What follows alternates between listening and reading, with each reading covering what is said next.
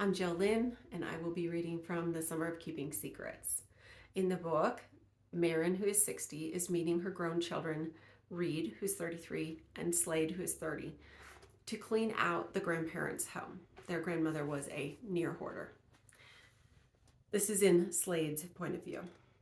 The location of the house plus the views would sell Grand and Granddad's place in a heartbeat.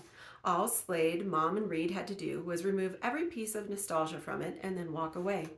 That last bit might sever a piece of Slade's still beating heart right off. By the way, how did you get here? Mom moved into the kitchen and began unloading her small lunch cooler into the fridge. Did you drive? I didn't see a car out front. I flew. Unlike her mother's beige dream machine, Slade's obnoxious yellow vehicle hadn't experienced regular checkups. Every so often, it would make a clunking noise, which Slade religiously ignored. Her car surviving the trek from Florida to Colorado would have been as likely as Reed agreeing to perform karaoke. She'd left the hunk of junk in her apartment parking lot and the keys with a trusted neighbor, in case it needed to be moved or used. Slade had found the last-minute tickets yesterday, and the airline had allowed her to change her itinerary. It would have been outrageous to pass up the opportunity to get to Dillon early, especially now that she didn't have anything keeping her in Gulfport. She made 2 more trips to the car and back inside, also snagging her travel backpack from where she'd stashed it on the front porch. Slade deposited her mother's rolling suitcase inside Gran and Granddad's bedroom on the first floor where she would stay, and returned to the kitchen to find her mom stepping through the sliding glass door from the deck into the living room. Let's leave the door cracked open for a bit to air out the house. Mom wrung out a dishcloth that had been soaking in the sink and began wiping the counters, a faint citrus smell reminiscent of Gran permeating the air.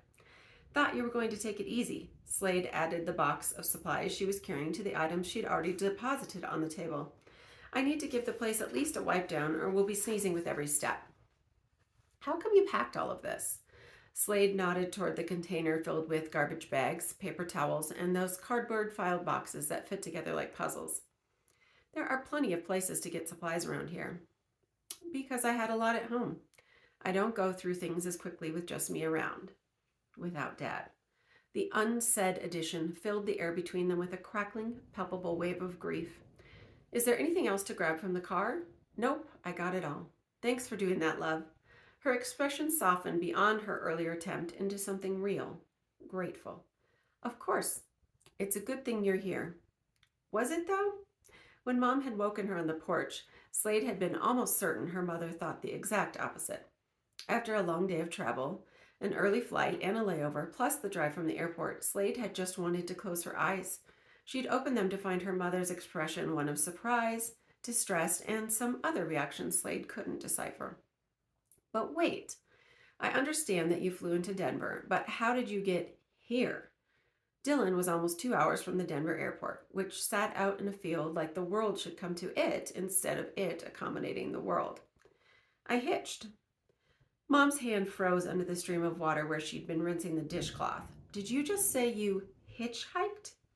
She enunciated the word as if she were accusing Slade of murder, drug use, or a hit and run. Yep, with some random guy in a rundown vehicle with a trunk full of ammunition. Her mother's sigh was reminiscent of Slade's childhood. Have a little confidence in me, Mama Mare. The name Slade had used to tease her mom when she was a teen. A play on an overprotective mama bear slipped out. I used a ride-sharing app. What's that? It's an app people use to share rides. That part I understood, she responded dryly. Are you telling me you got into a car with someone you didn't know? Mom flipped off the water and wrung out the dishcloth with agitated squeezes that had to translate like needles, jabbing into her knuckles, though at the moment she didn't seem to be aware of her arthritis. Just her daughter's apparently outrageous choices. Technically, I guess, but Slade wasn't naive. She'd vetted the woman offering the ride, Keely Teo. Turned out she and Keely had more in common than a small attempt to save planet Earth from emissions. Keely lived in Silverthorne, only a few minutes from Dillon, and the two of them had discussed the possibility of getting together while Slade was in town. Why didn't you just tell me you were flying in early? I could have picked you up at the airport. It had been more relaxing getting to know Keely on the drive, than it would have been enduring Mom's attempt to hide her irritation at the lack of notice regarding Slade's switch in schedule. But how could Slade admit that? If you would have swung out to DIA, we wouldn't even be at the house yet. It would have added a hefty chunk of time. Mom inclined her head as if conceding half a point to Slade. Her burdened exhale leaked out. I'm thankful you're alive. Slade rounded the table and snagged a glass from the original flat front chestnut cabinet next to the sink, sentimental over the fact that everything remained in the same place as it had been when she was a kid. But then, items probably hadn't changed location since Mom and Aunt Lavetta grew up here. I made sure she wasn't a murderer first. She ran the tap water until it was cold and then filled her glass. Give me some credit. And how exactly did you do that? I asked her. Slade's retort was met with a shaking head and begrudging amusement. Lavetta Slade. I've handled myself for a lot of years, remember? And failed profusely at times. After Slade dropped out of college, she'd been determined to make it on her own, to not move back home, and she had.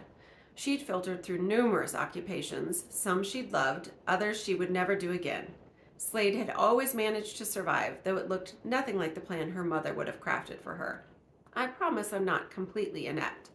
At least, not when it came to orchestrating a ride. But when it came to settling down, sticking to one career, or not having trouble adhere to her like a tick on a dog, Slade definitely couldn't claim the same. I don't know if you can hear it, but it just started raining, so hopefully that's not disrupting this too much. Thank you for having me.